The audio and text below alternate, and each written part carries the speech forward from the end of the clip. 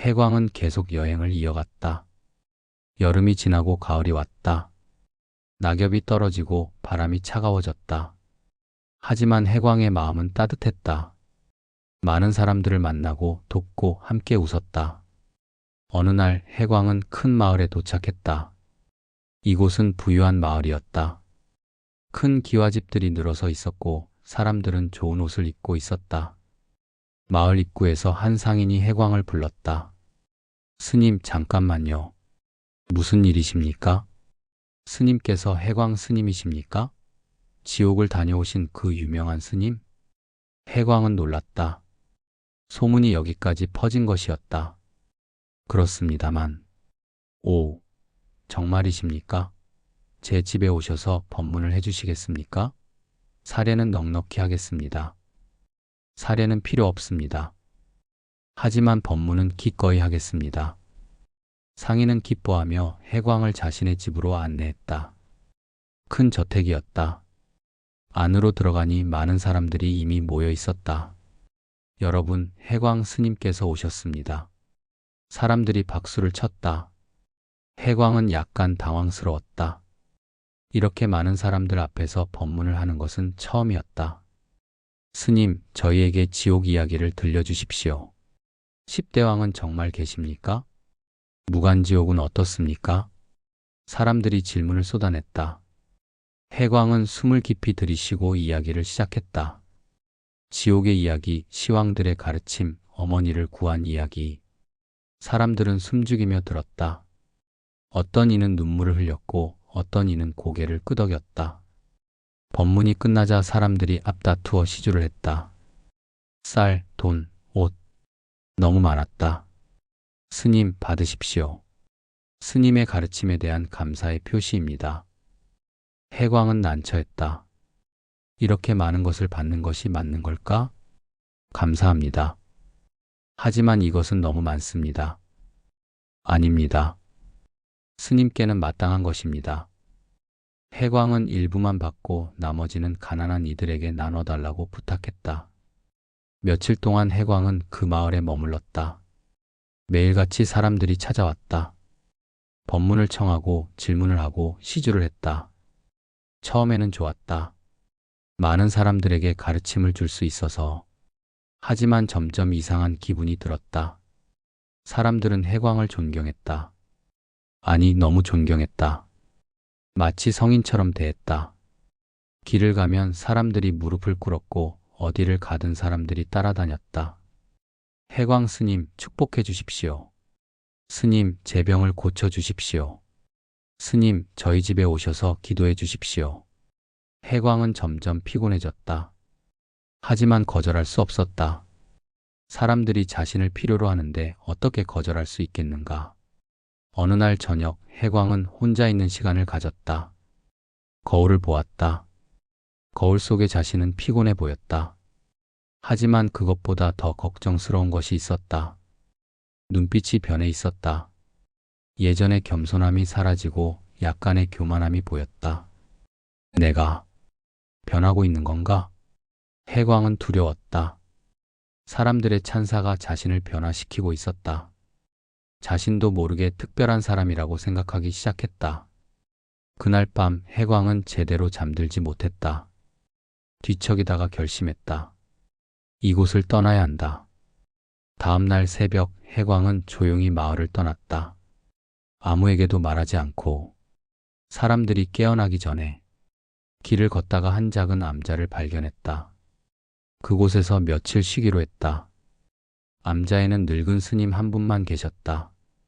어서 오십시오. 편히 쉬시오. 늙은 스님은 해광을 반겼다. 하지만 특별하게 대하지 않았다. 그냥 평범한 수행자로 대했다. 스님, 제가 해광입니다. 혹시 들어보셨습니까?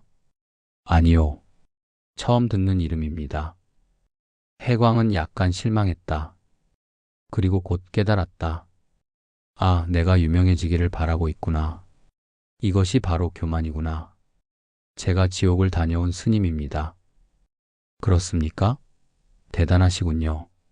그런데 밥은 드셨습니까? 늙은 스님은 관심 없다는 듯 물었다. 해광은 당황했다. 보통 사람들은 지옥 이야기를 듣고 싶어 했는데 아직 못 먹었습니다. 그럼 함께 먹읍시다. 제가 죽을 끓이겠습니다. 두 스님은 함께 식사를 했다. 담백한 죽과 김치뿐이었다. 하지만 맛있었다. 오랜만에 평범한 식사였다. 식사 후 늙은 스님이 말했다. 해광 스님, 설거지 좀 해주시겠습니까? 예. 제가요? 그럼 제가 합니까? 함께 먹었으면 함께 치워야지요. 해광은 설거지를 했다. 오랜만이었다. 최근에는 사람들이 모든 것을 해주었다. 설거지를 하면서 해광은 깨달았다. 나는 평범한 일을 잊고 있었구나. 며칠 동안 해광은 암자에서 평범한 일들을 했다. 물을 길고 마당을 쓸고 빨래를 하고 밥을 지었다. 늙은 스님은 해광을 특별하게 대하지 않았다. 그저 평범한 수행자로 대했다. 그것이 해광에게는 큰 가르침이었다. 사흘째 되는 날 늙은 스님이 물었다. 해광 스님, 왜 이곳에 오셨습니까? 도망쳐 왔습니다. 무엇에서요? 사람들의 찬사에서요. 저는 변하고 있었습니다. 교만해지고 있었습니다. 늙은 스님이 고개를 끄덕였다. 알아차린 것만으로도 훌륭합니다. 많은 사람들이 그것을 알아차리지 못합니다. 스님께서는 어떻게 하십니까? 교만을 피하는 방법이 있습니까? 간단합니다. 평범함을 잊지 않는 것입니다. 늙은 스님이 마당을 가리켰다. 보십시오. 저 잡초를 매일 자랍니다. 매일 뽑아야 합니다. 교만도 그렇습니다. 매일 조심해야 합니다. 매일. 그렇습니다. 한 번 깨달았다고 끝이 아닙니다. 매일 매 순간 깨어 있어야 합니다. 해광은 그 가르침을 가슴에 새겼다. 일주일 후 해광은 암자를 떠났다. 늙은 스님께 깊이 절했다. 감사합니다, 스님. 큰 가르침을 얻었습니다. 가십시오. 그리고 평범함을 잊지 마십시오. 해광은 다시 길을 떠났다. 이번에는 조용한 마을로 갔다. 유명하지 않은 곳, 아무도 자신을 모르는 곳. 그곳에서 해광은 다시 시작했다. 평범한 스님으로 거창한 법문 대신 작은 대화를, 화려한 의식 대신 소박한 기도를. 어느 날 해광은 밭일을 돕고 있었다. 한 농부와 함께 일했다. 스님은 어디서 오셨습니까? 여기저기서요. 떠돌아다니는 수행자입니다. 그렇군요. 그런데 스님, 손이 부드럽습니다. 일을 많이 안 해보셨군요. 해광은 손을 보았다. 정말로 부드러웠다. 최근 몇 달 동안 편하게 지냈기 때문이다. 맞습니다. 앞으로는 더 많이 일하겠습니다. 그날부터 해광은 열심히 일했다. 땀을 흘렸다. 손에 물집이 잡혔다. 허리가 아팠다. 하지만 기분이 좋았다. 평범한 사람으로 돌아온 것 같았다. 한 달이 지났다. 어느 날 저녁, 마을 어귀에서 낯선 사람들이 나타났다. 그들은 해광을 찾고 있었다.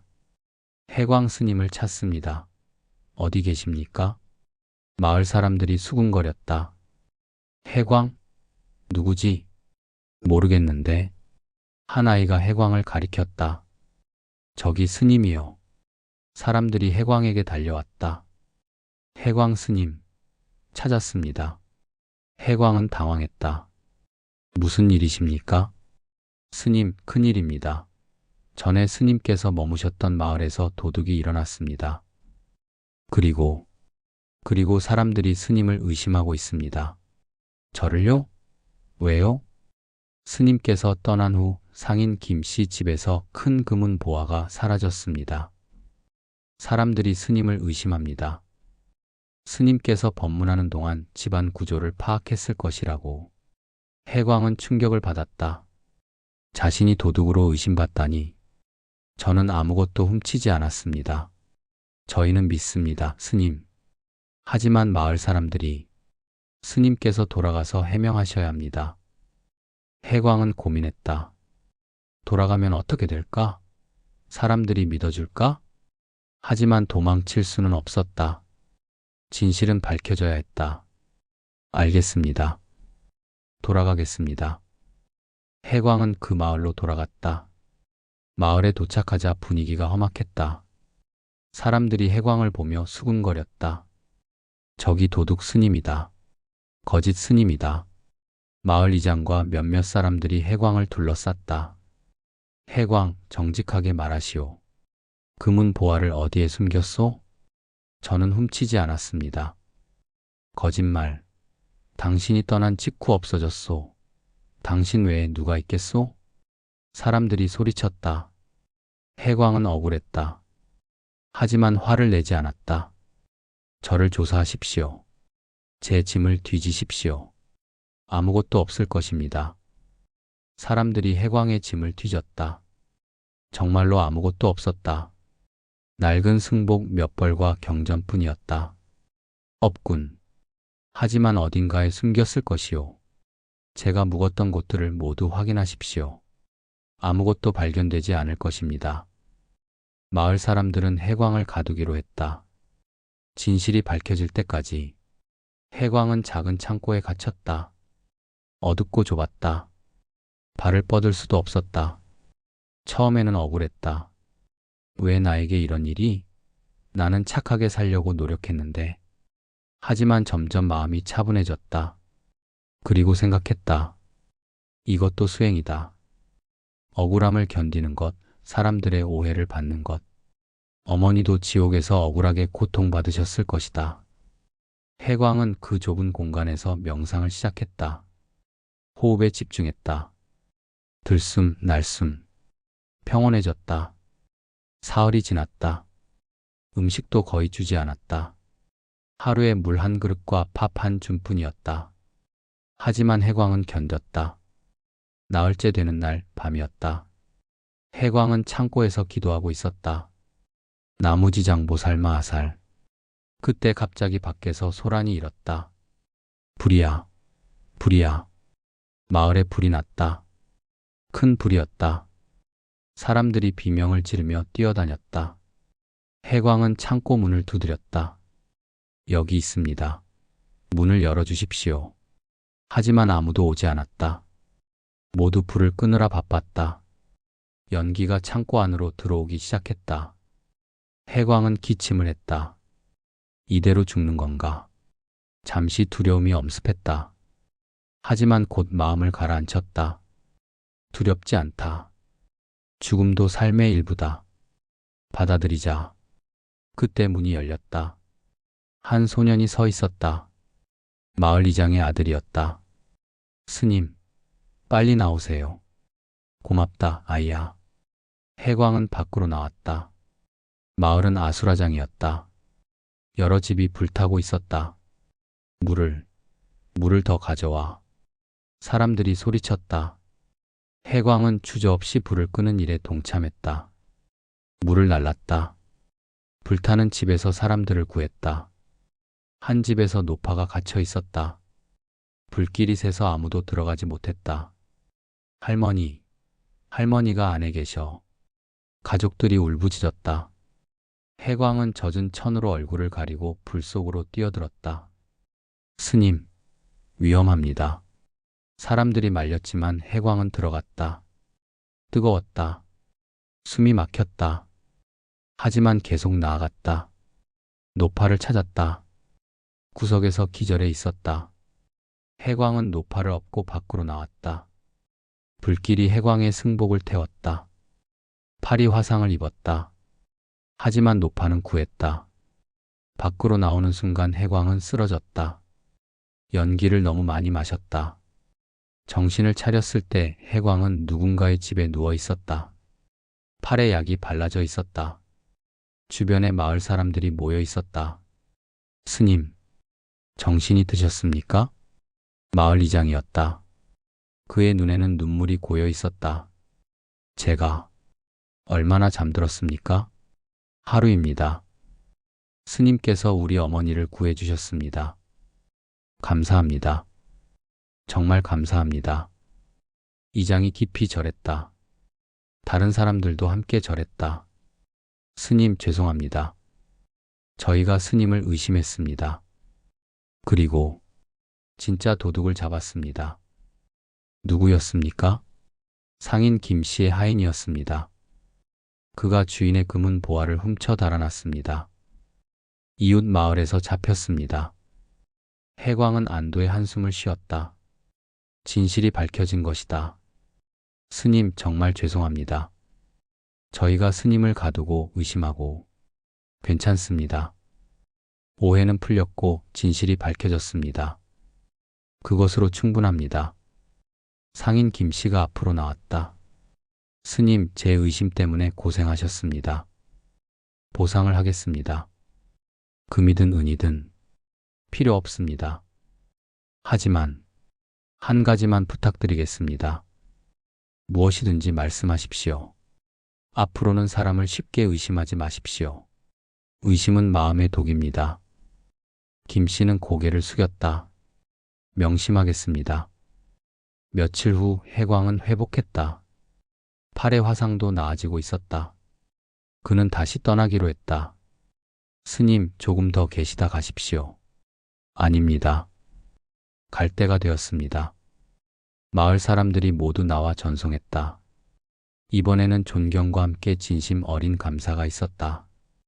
길을 걷다가 해광은 강가에서 쉬었다. 물에 비친 자신의 얼굴을 보았다. 화상 자국이 남아 있었다. 평생 지워지지 않을 흉터였다. 하지만 해광은 미소를 지었다. 이 흉터는 명예의 상처가 아니었다. 자비의 증표였다. 나는 시련을 겪었다. 교만의 시련, 오해의 시련, 위험의 시련. 하지만 모두 이겨냈다. 아니, 이긴 것이 아니라 배웠다. 해광은 가슴에 구슬을 느꼈다. 더욱 밝게 빛나고 있었다. 그리고 이상한 일이 일어났다. 구슬에서 작은 꽃 하나가 피어났다. 연꽃이었다. 연꽃은 진흙 속에서 피어난다.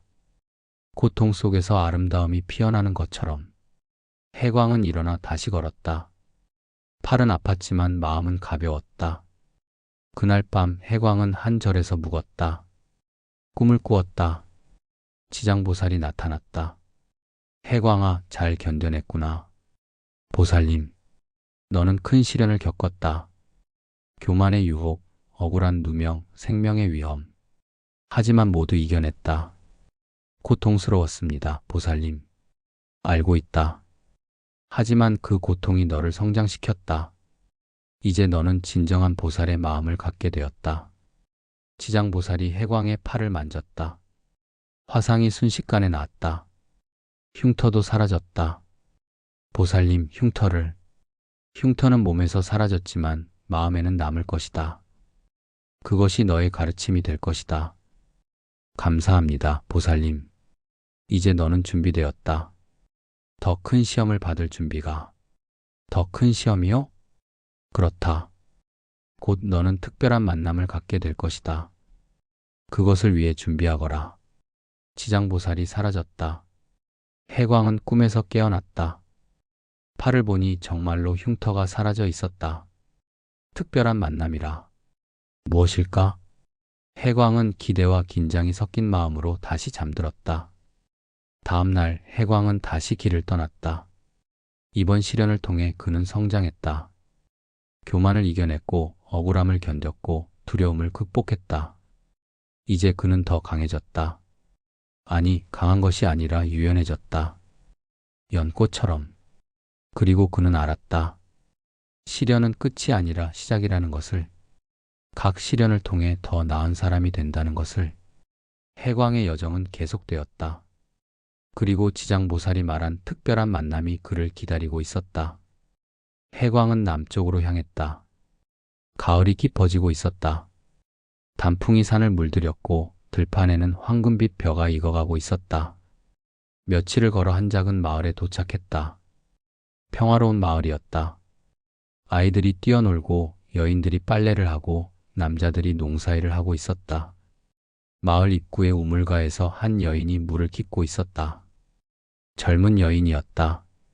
25살쯤 되어 보였다. 해광이 다가가자 여인이 고개를 들었다. 그 순간 이상한 일이 일어났다. 해광의 가슴이 뜨거워졌다. 가슴 속에 구슬이 빛을 발했다. 그리고 해광은 느꼈다.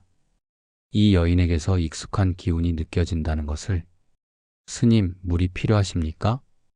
여인이 물었다. 목소리도 어딘가 익숙했다. 예, 감사합니다. 해광은 물을 받아 마셨다. 여인을 보았다. 외모는 어머니와 전혀 달랐다. 하지만 눈빛만은 어머니와 똑같았다. 자애롭고 따뜻한 눈빛. 스님, 어디서 오셨습니까? 먼 곳에서 왔습니다. 이 마을을 지나가는 길입니다. 그렇군요.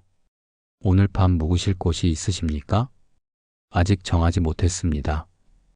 우리 집에 오시겠습니까? 소박하지만 하룻밤 묵으실 수는 있습니다. 해광은 망설였다.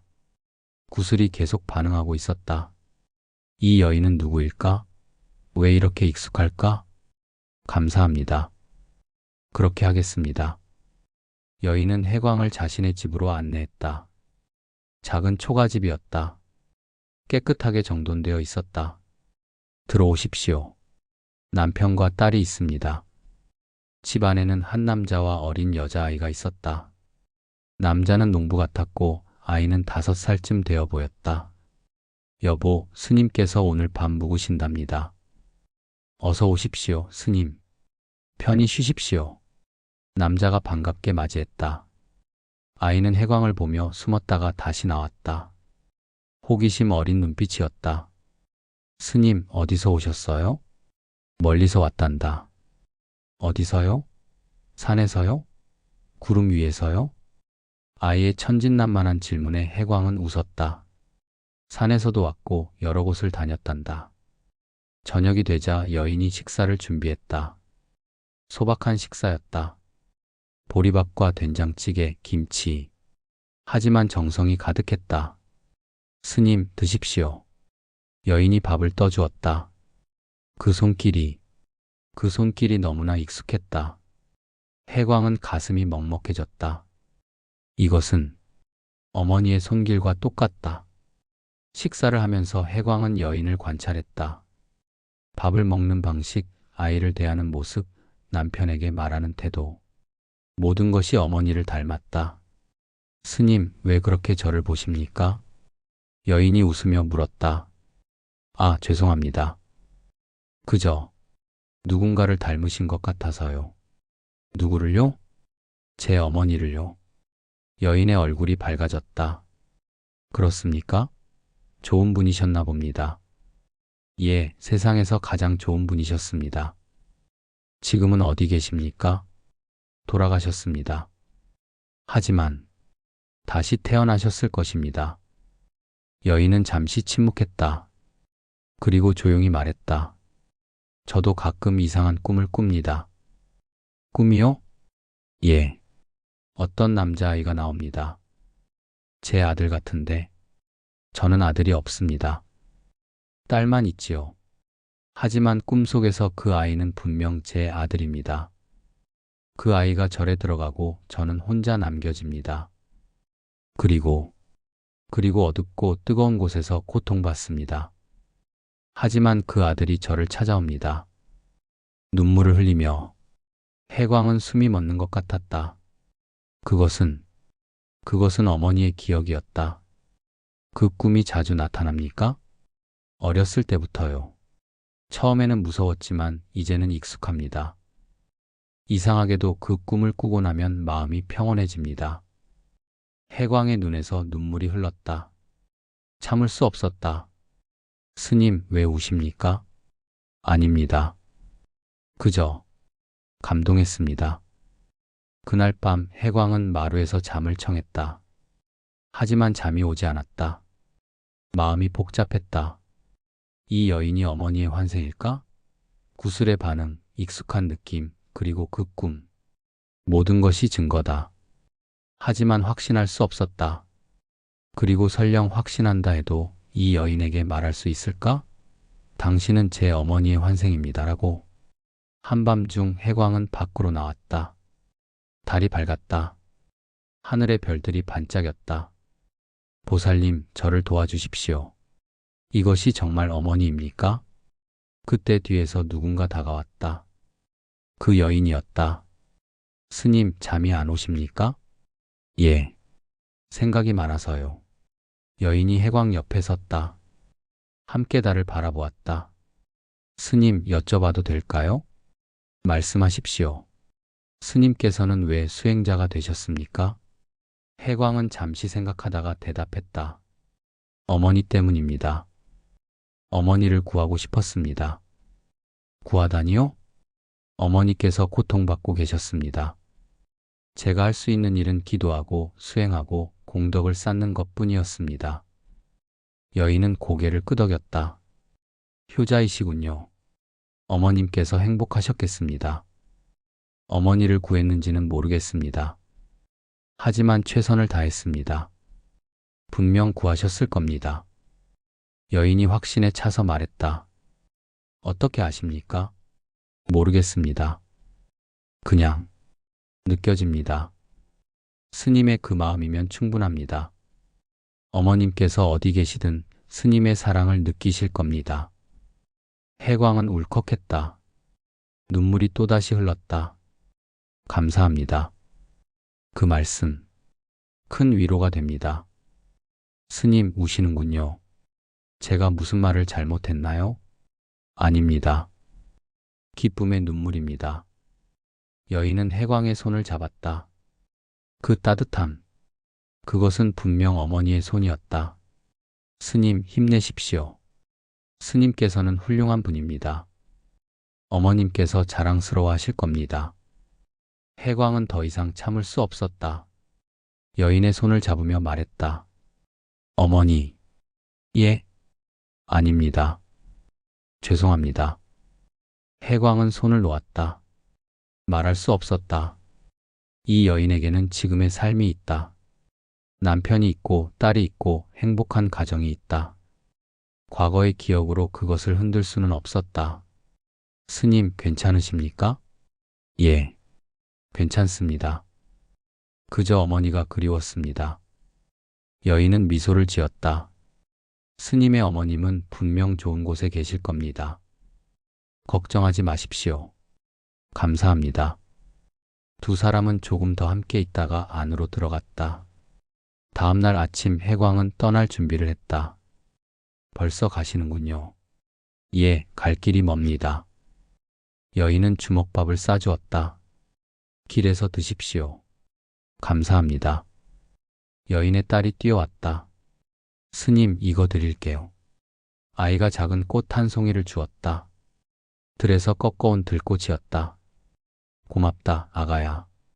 해광은 꽃을 받았다. 아이가 웃으며 말했다. 스님, 또 오세요.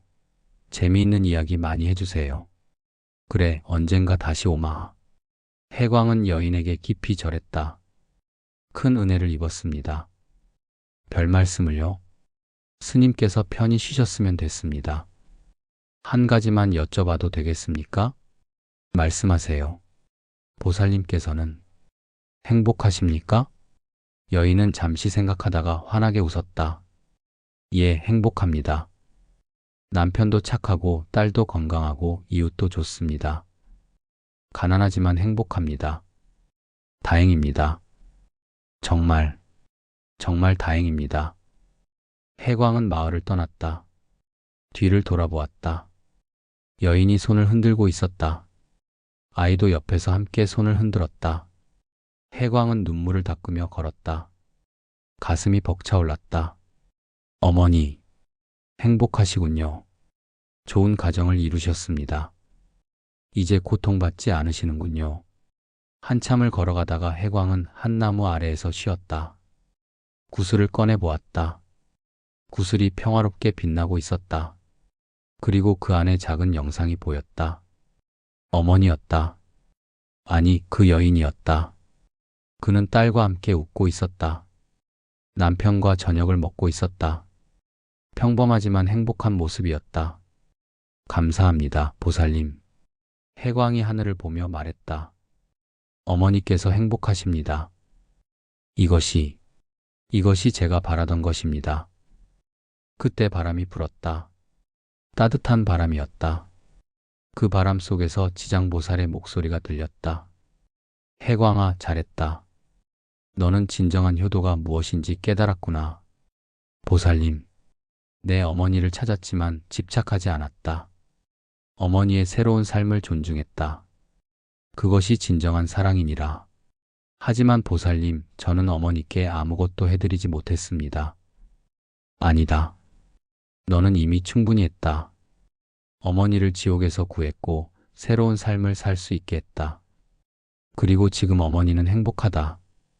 그것으로 충분하지 않으냐? 예, 충분합니다. 해광아, 이제 너는 깨달았다. 사랑은 집착이 아니라 자유를 주는 것임을, 상대가 행복하기를 바라는 것임을 명심하겠습니다. 보살님, 잘 가거라. 그리고 언젠가 먼 미래에 너는 내 어머니를 다시 만나게 될 것이다. 하지만 그때는 아마 다른 관계일 것이다.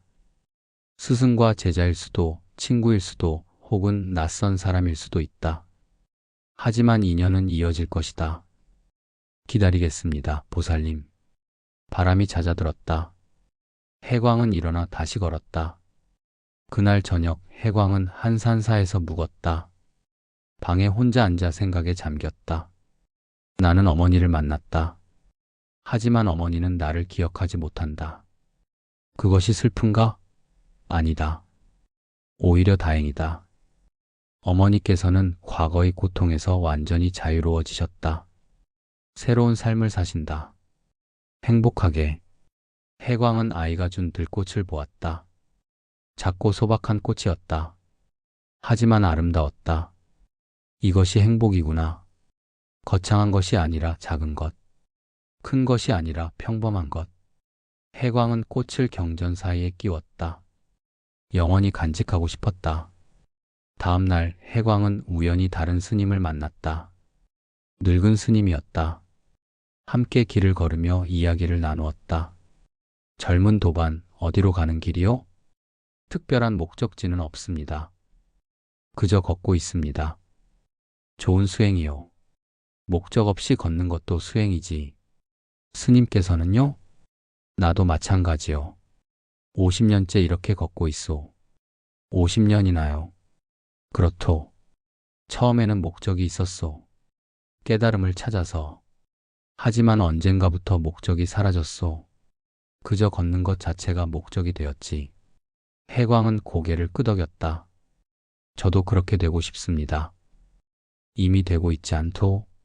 젊은 도반의 눈빛을 보니 무언가 큰 것을 깨달은 것 같소. 최근에 특별한 만남이 있었습니다. 그것이 무엇이든 그것은 선물이요. 모든 만남은 선물이지. 두 스님은 하루를 함께 걸었다. 저녁이 되어 헤어질 때 늙은 스님이 말했다. 젊은 도반, 한 가지 충고를 해도 되겠소? 말씀하십시오. 과거에 집착하지 마시오. 어머니든 스승이든 누구든. 과거는 지나갔소. 중요한 것은 지금이요. 해광은 놀랐다. 자신의 마음을 어떻게 알았을까? 명심하겠습니다. 그리고 미래를 너무 기대하지도 마시오. 미래도 아직 오지 않았소. 중요한 것은 역시 지금이요. 감사합니다. 가시오. 그리고 잘 사시오. 바로 지금 이 순간을. 늙은 스님이 사라졌다. 아니, 사라진 것이 아니라 해광이 고개를 돌렸을 때 이미 보이지 않았다. 혹시 지장보살님이셨을까? 해광은 그 방향을 향해 절했다. 그날 밤 해광은 별을 보며 생각했다. 나는 어머니를 만났다. 어머니는 행복하시다. 나는 더 이상 어머니를 위해 걱정할 필요가 없다. 이제 나는 무엇을 해야 할까? 답은 명확했다. 다른 중생들을 돕는다. 어머니를 돕듯이 모든 중생을 내 어머니처럼 대한다. 그것이 지장보살의 서원이다. 해광은 평화로운 마음으로 잠들었다. 꿈에서 해광은 다시 그 여인을 만났다. 여인은 웃고 있었다. 그리고 말했다. 고마워요, 내 아들. 당신 덕분에 나는 자유로워졌어요. 이제 나는 행복해요. 당신도 행복하세요. 네, 어머니. 행복하겠습니다.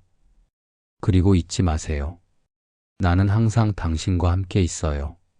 다른 모습이지만, 다른 사람 속에 있지만 나는 항상 있어요. 알겠습니다, 어머니. 여인이 빛으로 변하며 사라졌다. 하지만 그 빛은 해광의 가슴 속으로 들어왔다. 따뜻했다. 해광은 꿈에서 깨어났다. 새벽이었다. 새들이 노래하고 있었다. 해광은 일어나 밖으로 나갔다. 동쪽 하늘이 밝아오고 있었다. 새로운 날이 시작되고 있었다. 좋은 아침입니다, 세상. 해광은 미소를 지으며 다시 길을 떠났다. 어머니는 이제 행복하다. 그것으로 충분하다. 이제 해광의 임무는 다른 어머니들, 다른 자식들, 모든 중생을 돕는 것이다. 그리고 그것이 바로 지장보살의 서원이었다. 해광의 여정은 계속된다. 끝없이 영원히.